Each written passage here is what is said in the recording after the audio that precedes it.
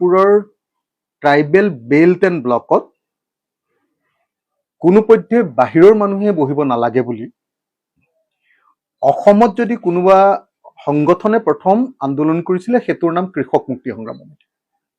ইয়াত থকা চাগে সকলো সাংবাদিকে মোৰ লগত গৈ সোণাপুৰত আমি লোহিয়াৰ মাটি, এই যে ট্ৰাইবেল বেল্ট এণ্ড ব্লকত যিবিলাক মাটি লোহিয়া, পিঠানী, ভুৰাকীয়াহঁতে যে দখল কৰিছিলে, ষ্টাৰ চিমেণ্টৰ মাটিকে ধৰি এই মাটিবিলাকৰ ওপৰত আমি প্ৰত্যক্ষ প্ৰতিবাদ সাব্যস্ত কৰিবলৈ গৈছিলোঁ কৃষক মুক্তি সংগ্ৰাম সমিতিয়ে।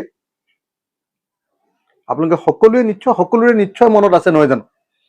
আমি লোহিয়াৰ মাটি যে ডাইৰেক্টলি আমাৰ ট্ৰাইবেল বেল্ট এণ্ড ব্লকত থকা মাটি যে 102 বিঘা মাটি আমি তাৰ পৰা এটা উচ্ছেদ কৰিবলৈ গৈছিলোঁ, আপোনালোকৰ নিশ্চয় মনত আছে। গতিকে এইটো কথা খুব প্ৰথমতে ডাঠি কৈ লওঁ, অসমৰ পৰিৱেশ পৰিস্থিতি বেয়া কাৰণে প্ৰথমতে ডাঠি কৈ লওঁ যে ট্ৰাইবেল বেল্ট এণ্ড ব্লকত অন্য মানুহ থাকিব নালাগে, বিশেষভাৱে ইণ্ডাষ্ট্ৰী হ'ব নালাগে, আৰু বহিৰাগত মানুহে ইয়াতে কোনোপধ্যে বেদখল কৰিব নালাগে। এই প্ৰশ্নটো অসমৰ ৰাজনীতিৰ কেন্দ্ৰীয় বিষয়ৰূপে আমি 2009, 10, 11, 12, 13, 14 এই বছৰবিলাকত উত্থাপন কৰিছিলোঁ। সোণাপুৰৰ ট্ৰাইবেল বেল্ট এণ্ড ব্লকৰ পৰা উচ্ছেদ কৰিব লাগে, এই প্ৰশ্নটো প্ৰথম উত্থাপন কৰা মানুহ হিচাপে তেতিয়াহ'লে মই নিজকেও দাবী কৰিব পাৰোঁ। তো এই কথাটো কৈ লৈ এতিয়া ট্ৰাইবেল বেল্ট এণ্ড ব্লকৰ এই গোটেই ৰাজনীতিটো সম্পৰ্কে আপোনালোকৰ সন্মুখলৈ মই কিছুমান তথ্য লৈ আহিব খুজিছোঁ। আজি বহুত দিওঁ বুলিলে মোৰ ওচৰত বহুত তথ্য আছে যে অসমত কিমান ট্ৰাইবেল বেল্ট এণ্ড ব্লক আছে, তাত কিমান মানুহে বেদখল কৰি আছে, চৰকাৰী মাটিত কিমান দখল কৰি আছে, পট্টা থকা মাটিত কিমান দখল কৰি আছে, কিমানটা পৰিয়াল আছে, এই সম্পূৰ্ণ তথ্য আমাৰ হাতত আছে।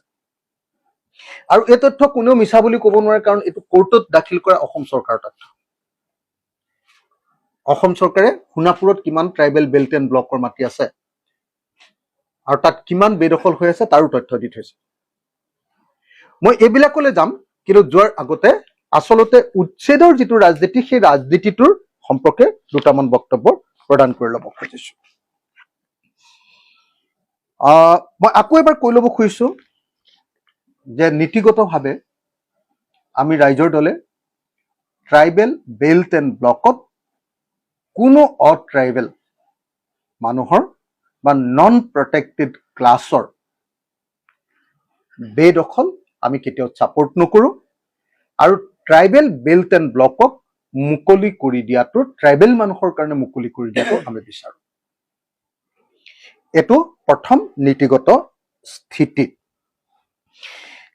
কিন্তু উচ্ছেদৰ নামত যিটো ৰাজনীতি চলিছে, এইটোৰ আমি তীব্ৰ বিৰোধিতা কৰোঁ। ৰাজনীতিটোৰ কথা কৈছোঁ দেই, উচ্ছেদটোৰ কথা কোৱা নাই, ৰাজনীতিটোৰ আমি তীব্ৰ বিৰোধিতা কৰোঁ। এতিয়া আচলতে সোণাপুৰত যিটো উচ্ছেদ কৰিছে, মই নাভাবোঁ যে বিজেপিয়ে তাৰ ট্ৰাইবেল মানুহৰ কাৰণে মাটিটো উলিয়াই ট্ৰাইবেল মানুহক দিবৰ কাৰণে সোণাপুৰত উচ্ছেদ কৰিছে। তাৰ বিপৰীতে আপোনালোকে সকলোৱে জানে যে এইফালে ৰাভাৰ ছাত্ৰ সন্থাই কৈ আছে যে বকো পৰ্যন্ত এই গোটেই মাটিবিলাক GMDAত সোমোৱাব নালাগে, এইবিলাক আমাৰ ট্ৰাইবেলৰ মাটি, ট্ৰাইবেলৰ হৈ থাকিবলৈ দিয়ক। এইফালে তিৱা ছাত্ৰ সন্থাকে ধৰি বিভিন্ন জনজাতি ছাত্ৰ সন্থাই আন্দোলন কৰি আছে যে জাগিৰোডলৈকে এই মাটিবিলাক গুৱাহাটী মহানগৰ ডেভেলপমেণ্টৰ ভিতৰত ভৰাব নালাগে, GMDAৰ ভিতৰত ভৰাব নালাগে, এইবিলাক আমাৰ ট্ৰাইবেলৰ মাটি, ট্ৰাইবেলৰ হৈ থাকিবলৈ দিয়ক। এতিয়া সোণাপুৰত যিটো উচ্ছেদ কৰিছে, সেই মাটিটো কাৰ কাৰণে উচ্ছেদ কৰিছে, কাক দিব মাটি? এইটো আটাইতকৈ প্ৰথম প্ৰশ্ন। এইটো প্ৰথম প্ৰশ্ন যে তাত যিটো উচ্ছেদ কৰিছে, সোণাপুৰত তাত যিটো উচ্ছেদ কৰিছে, তাত নটিচ যিবিলাক উচ্ছেদ কৰি যিখন মাটি উলিয়ালে, সেই মাটিকণত কি বুলি কৈছে জানেনে? এতিয়ালৈকে কৈছে যে সোণাপুৰত এতিয়ালৈকে 237টা ষ্ট্ৰাকচাৰ উচ্ছেদ কৰিছে, 248 বিঘা মাটি মুকলি কৰিছে, 155 একৰ মাটি মুকলি কৰিছো বুলি কৈছে। 9, 10, 11 ছেপ্টেম্বৰত 3 দিন উচ্ছেদ কৰি এইখিনি মাটি মুকলি কৰিছো বুলি কৈছে। আৰু মুকলি কৰা মাটিখিনিত কি বুলি লিখি থৈ আহিছে জানেনে? এইখিনি চৰকাৰী লেণ্ড বেংকৰ মাটি বুলি লিখি থৈ আহিছে। তাৰমানে ট্ৰাইবেল মানুহক মাটি দিবৰ কাৰণে নহয়, কোনোবা ইণ্ডাষ্ট্ৰিয়েলিষ্টক মাটি দিবৰ কাৰণে, কোনোবা ধনী মানুহ বাহিৰৰ মানুহক মাটি দিবৰ কাৰণে ট্ৰাইবেল বেল্টৰ মাটি এই উচ্ছেদ কৰা হৈছে। সেই কথাটো সেই লেণ্ড বেংক বুলি শব্দটো লিখি দিয়াৰ পাছতে মোটামুটি ধৰণে অনুমান কৰিব পাৰি। ডেফিনেটলি লেণ্ড বেংকৰ মাটি কেতিয়াবা ভূমিহীন মানুহকো দিয়ে, কিন্তু অসমত ক'তো আমি ভূমিহীন মানুহক মাটি দিয়া এতিয়ালৈকে দেখা নাই। লেণ্ড বেংকৰ মাটি বেপাৰীবিলাকক দিয়াহে আজিলৈকে দেখি আছো। গতিকে একদম প্ৰত্যক্ষভাৱে এইটো অনুমান কৰিব পাৰি যে সোণাপুৰত কৰা উচ্ছেদৰ মাটিখিনি আচলতে কোনোবা বেপাৰী, কোনোবা বনিয়া, কোনোবা কৰ্পৰেট, কোনোবা ডাঙৰ ইণ্ডাষ্ট্ৰিয়েলিষ্ট পুঁজিপতিক দিবৰ কাৰণে এই কাম কৰা হৈছে। এতিয়া উচ্ছেদটো কিয় কৰা হৈছে, তাৰ ভিতৰৰ ৰাজনীতিটো আমি দেখিছো যে উচ্ছেদটো সেই সময়ত কৰা হৈছে আকস্মিকভাৱে। আপোনালোকক মই এতিয়া মানে আপোনালোকক দি দিম, ইয়াতে মই আপোনালোকক কাগজ পত্ৰখিনি দি দিম। ইয়াতে এইটো হ'ল সুপ্ৰিম কোৰ্টৰ অৰ্ডাৰ। সুপ্ৰিম কোৰ্টৰ অৰ্ডাৰত স্পষ্টভাৱে কৈছে যে ট্ৰাইবেল বেল্ট এণ্ড ব্লকৰ মাটিত উচ্ছেদ কৰাৰ আগত যি মানুহ তাত বহি আছে প্ৰত্যেকটো পৰিয়ালক প্ৰথমতে নটিচ দিব লাগিব, আৰু প্ৰত্যেকটো পৰিয়ালে তেওঁলোকে মাটিটো এৰি দিব খোজে নে নাই এইটো সম্পৰ্কে ডিচিক জনাব লাগিব। ডিচিয়ে প্ৰত্যেকজনৰ হিয়াৰিং ল'ব লাগিব, প্ৰত্যেকজন মানুহৰ হিয়াৰিং ল'ব লাগিব, শুনানি ল'ব লাগিব, আৰু মানুহ ছেটিছফাইড হোৱাৰ পাছতে ডিচিয়ে সিদ্ধান্ত ল'ব পাৰিব। আৰু যদি ডিচিয়ে মানুহ ছেটিছফাইড নোহোৱাকে উচ্ছেদৰ সিদ্ধান্ত লয়, তেতিয়াহ'লে তেওঁলোকক হয় অল্টাৰনেটিভ মাটি, নহ'লে বা সেই সম্পৰ্কীয় বিধিগত ব্যৱস্থা গ্ৰহণ কৰিব লাগিব বুলি সুপ্ৰিম কোৰ্ট অফ ইণ্ডিয়াই leave petition, special leave petition 2121/2020 এই কেছটোত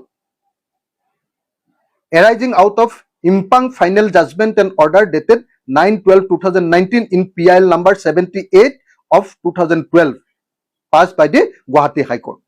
Guwahati High Courtত 78/2012 আমাৰ কি বৰা আছিলে যে এই যে আগতে যে এজন মানুহে এটা পাৰ্টি কৰিছিল যে কি বৰা আছিলে আমাৰ কি বৰা আছিলে এজন প্ৰদ্যুৎ বৰাই কৰা এটা কেছত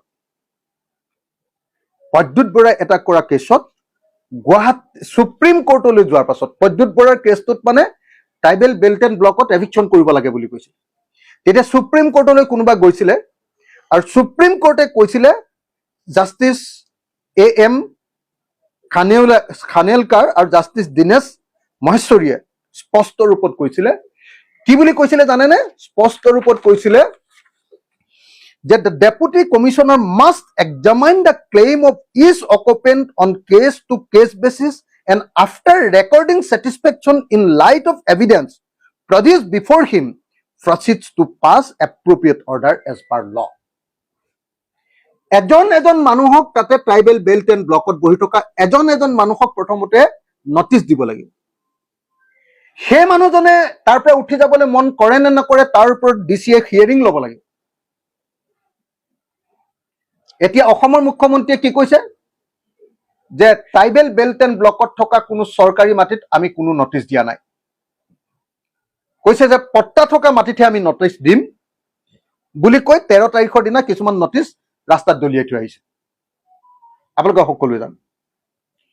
গতিকে সোণাপুৰৰ যিটো উচ্ছেদ যদিও আমি সমৰ্থন কৰো যে ট্ৰাইবেল বেল্টৰ মাটি মুকলি কৰিব লাগে, কিন্তু সোণাপুৰৰ উচ্ছেদটো অবৈধ উচ্ছেদ।